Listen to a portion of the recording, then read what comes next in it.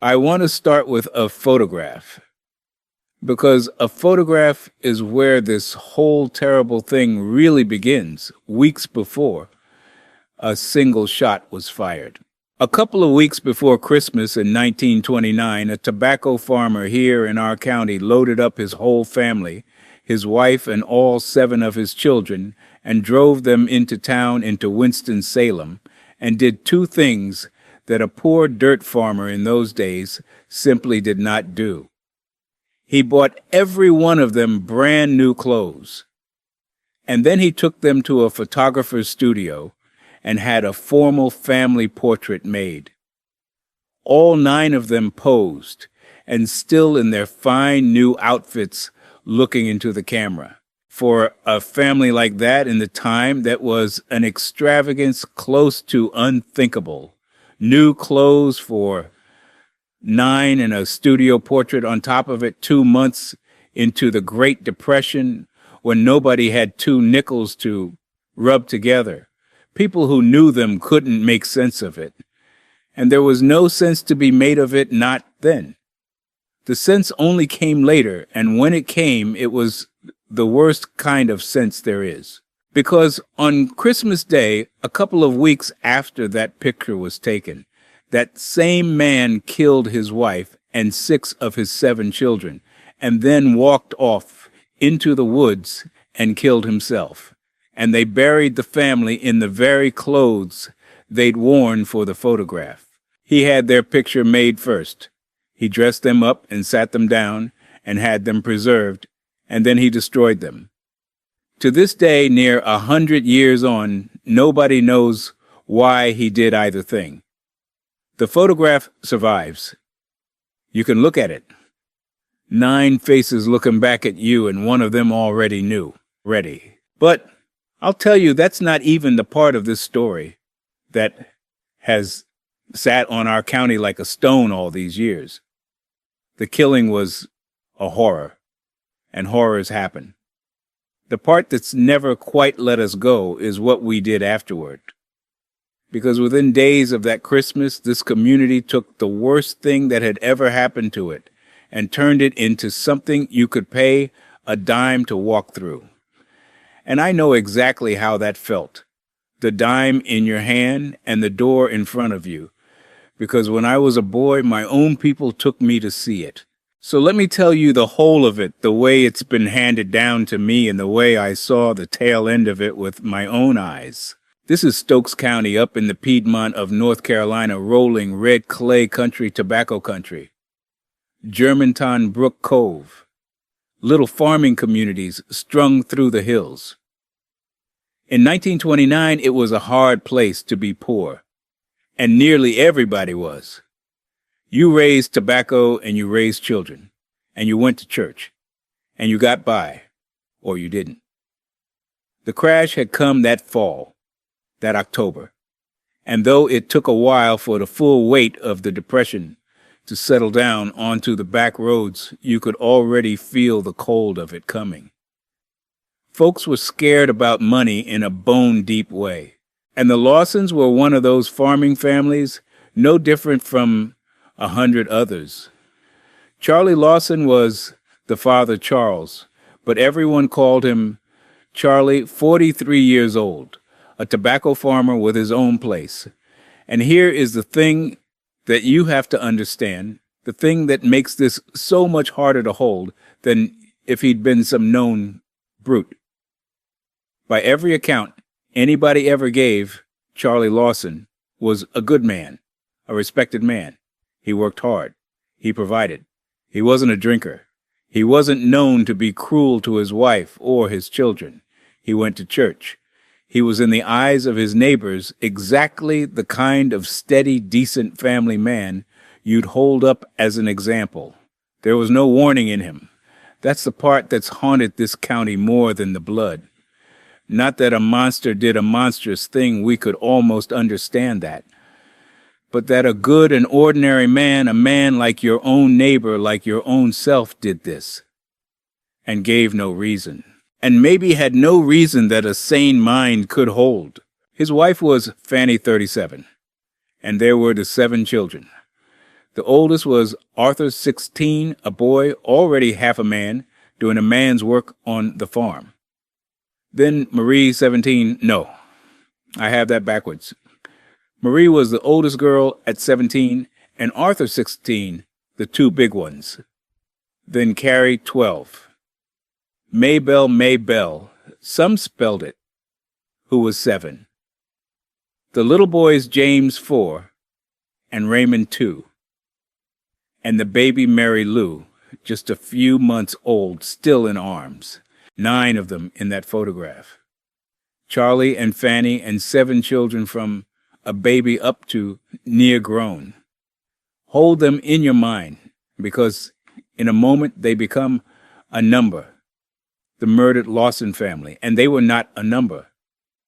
They were a farm family at Christmas, dressed in new clothes their father had bought them, not knowing it was the last thing he'd ever give them but their graves. Christmas morning, 1929. It would have started like Christmas anywhere poor and happy. The new clothes. The little ones up early. The oldest girl, Marie, baking a cake for the Christmas table the way the women and girls did. An ordinary, bright, cold Christmas morning in the hills. And early on, Charlie sent Arthur away. The oldest boy had been out rabbit hunting the way a country boy would on a free morning, and he'd run out of shells, and he set off to walk into Germantown to buy more. Now, whether his father deliberately got him out of the house or whether the boy just happened to go, the tellings differ, but everyone agrees on the result. Arthur walked off down the road that Christmas morning to buy a box of shells. And that walk is the only reason. There's a single Lawson left alive to bury the rest. His father, for whatever was moving in him, spared the one who wasn't there, or simply hadn't gotten to him yet. We'll never know which, and that not knowing is its own small horror, like the 3 little boys behind the wall. In another story I could tell you, you can't even be certain whether what saved a child was mercy or just the clock. And then over the course of that Christmas day, while one son walked to town and back, Charlie Lawson moved through his own family. I'm not going to walk you through it. I've made that choice every time I've told one of these, and I make it most firmly here because of the ages of them, because of the baby, because no good is served by my standing here and painting for you what one man did to 6 of his own children in the rooms of his own house on Christmas Day. You can carry the fact of it without the picture of it. It is enough to say that by the end of that afternoon, Fanny was dead, and Marie, who'd baked the cake, was dead, and Carrie and little Maybell were dead, and the 2 small boys who tried to hide from their own father were dead, and the baby was dead. 6 children, and their mother. And the most chilling telling detail, the one that tells you this was not a blind rage, but something colder and more deliberate. And in its way, more terrible is what he did after. He laid them out. He arranged them.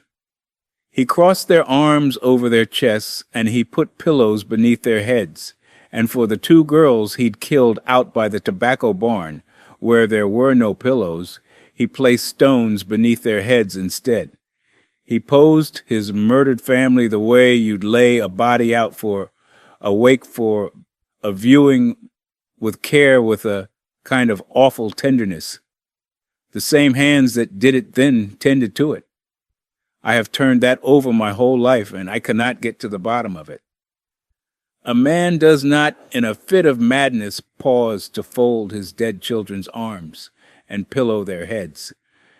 There was something in him that loved them even as he destroyed them, or believed he was sending them somewhere, or I don't know. Nobody knows. That's the whole point. Nobody has ever known. And here is a detail that says everything about how unthinkable this was, how far outside anything anyone could imagine. The neighbors heard the shots.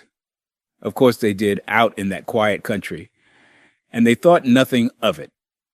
Because it was Christmas, and on a country Christmas, a man's out with his gun, and the sound of gunfire on Christmas Day meant somebody was rabbit hunting.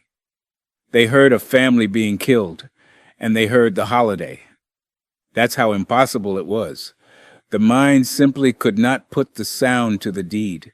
When it was done, Charlie walked off into the woods behind the house, and he did not do it quickly. They could read it later in his footprints, that he walked and circled and paced for hours, back and forth among the trees with his 2 little beagle dogs, trailing along beside him the way dogs do. Hours out there in the cold, a man walking circles around the thing he was about to do. And then finally he did it. And the dogs were found lying beside him, and Arthur came home. The boy came back from town with his box of shells, and that is what he walked into. I won't say more about that either. There are some doors you just leave shut. They buried them 3 days later, the 28th of December. And the whole country came. They put the family in a single great grave together, and thousands of people turned out, thousands from all over the county and beyond. More people than those hills had ever held at once come to stand in the cold and witness a thing they could not comprehend. There's a gravestone there in the little family cemetery at Brook Cove, and on it they carved a line that has always struck me as the truest thing anybody managed to say about the whole affair. It says more or less not now, but in the coming years it will be in a better land. We'll read the meaning of our tears, and sometime we'll understand. That was the prayer they carved in stone. And the cruelty of it is that the sometime never came. We never did understand. Going on 100 years now, and we never have. Lord knows people tried. They looked for a reason the way you'd search a drowned man's pockets. Some said it was a head injury, that Charlie had taken a bad blow some time before, an accident, and that it had changed him, damaged something behind his eyes, and that the man who killed that family on Christmas wasn't rightly the same man his neighbors had known. Maybe. Some said it was the money, the fear of the depression, coming down a proud man who couldn't face going under, and decided to take them all out of a world he could no longer protect them in. Maybe that too.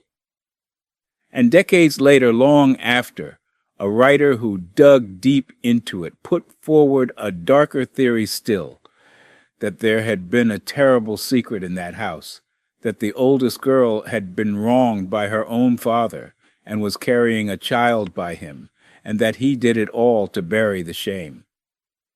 I'll say only this about that. It's a theory raised many years after every soul who knew the truth was in the ground. And it has never been proven, and I won't stand here and hang it on a dead man as fact. I bring it up only because it shows you how desperate people have always been to find a why, desperate enough to reach for the very worst thing imaginable, because even a monstrous reason felt better than no reason at all. But that's just it. There is no reason we can hold. He left no note that explained it. He took the why into the woods and put it in the ground with himself, and it has stayed there. A good man, a respected man, a church-going family man, destroyed his entire family on the holiest, warmest day of the year, and arranged their bodies with loving care, and gave no account of himself to God or anybody. That's the case. The mystery isn't who. We know who. The mystery is the one that can never be solved. which is what could possibly move a human heart to such a thing. And that mystery is sealed forever. So how does a community live with something it cannot understand? I'll tell you what this one did. And you can judge it, though. I'd ask you to judge it gently, because I'm not sure after a lifetime that it put it on display. Within days of that funeral, the house was opened up to the public. Charlie's own brother, with the family's blessing, threw the doors of that farmhouse open and let the curious come and walk through it. And come they did. They came by the thousands in wagons and in those early automobiles until the roads through Brook Cove were backed up solid with people waiting their turn to file through the rooms where it had happened. And inside they left things just as they were. The Christmas tree still up. And on the kitchen table, the Christmas cake, the cake the oldest girl had baked that very morning, before her father came for her. They left it sitting right there. And so many people tried to pinch off a crumb of it to carry home as a souvenir, a piece of a murdered girl's last Christmas cake to keep, that they finally had to put a glass case over it to protect it from the souvenir hunters. A cake under glass on the table in the house where she died, with a line of strangers shuffling past to look at it. They sold photographs. They charged admission. The money, they said, went to Arthur, the boy who'd lived, which means that the one survivor of this family. The boy who buried his mother and his 6 brothers and sisters was kept fed in part by the dimes of strangers, paying to gawk at the place where his family was slaughtered. There's a knot in that I've never been able to untie, and it didn't stop with the house. Somebody wrote a song. Within months, there was a murder ballad, The Murder of the Lawson Family, and it was recorded and it spread out across the whole country, sung in parlors and on porches by people who'd never set foot in Stokes County and never would. The Lawsons became a tune you could pick on a banjo. The house stood as an attraction for years and years, decades. Long enough that when I was a boy, well into my own childhood, it was still a place. People went, still a thing you did. And my own kin took me there. And I held my dime. And I walked through those rooms. And I stood and looked at that cake. I have been uneasy about that my whole life. I want to tell you, I felt the wrongness of it, even as a child. But I didn't, not really. To me, it was just a strange and famous and slightly thrilling place. The murder house. The thing the grown-ups whispered about. And I was curious the way children are curious. The unease came later when I was old enough to understand that the cake under that glass had been baked by a 17-year-old girl with her own hands for a Christmas she didn't live to eat, and that I had stood there and looked at it like it was a thing in a museum, like she was a thing in a museum. And so here is where I've come to rest after carrying this all these years on the hard question of what we did. The easy thing is to call it ghoulish and leave it there. Greedy, morbid, shameful, the brother charging admission, the crowds, the cake under glass, a whole county feeding off its own grief like buzzards. And there's truth in that. I won't pretend there isn't.